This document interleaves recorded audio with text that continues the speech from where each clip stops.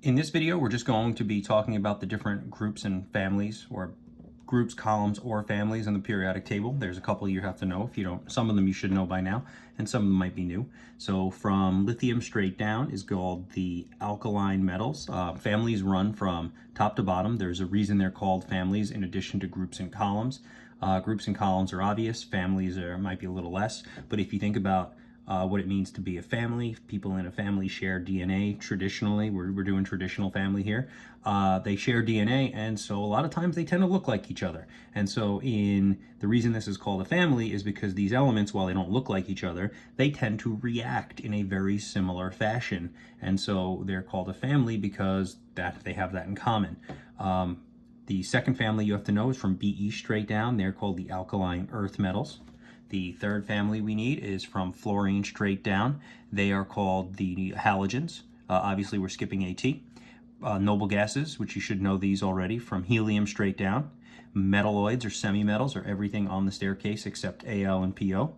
And then we have two rows and periods that actually, rows or periods that have names. So the reason they're called a row, they go left to right. They can also be called a period. A good way to remember a period is sentences run left to right and sentences end in periods. So if you think of it that way, that's totally fine. The actinides and the lanthanides are the two periods we have to really worry about. They are from CE all the way to the right, from TH all the way to the right. You really just need to know what they are. We don't really do much with them. They're a little bit more advanced than we need to be.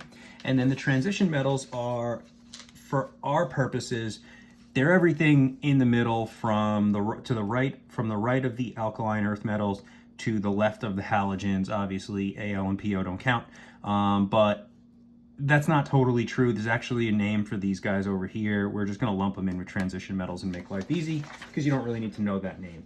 Now, on the periodic table, I do want to show you one thing. A lot of this information is already present because, or at least this part, you can see that they're called periods on the periodic table and their numbers are right here. So period 1 is from H straight across to the right. From period 2 is lithium all the way to the right. Period 3 is from sodium all the way to the right. And then these guys are called groups. So we've got group 1 is from H down, group 2 would be from BE down, and then 3, 4, 5, 6, and it goes all the way up to group 18. And so the groups and periods are actually labeled for you on the periodic table, although a lot of people forget that they are actually there, and then your groups are all here as well. So your group numbers are on your periodic table as well. So don't forget that. That's where you find them all.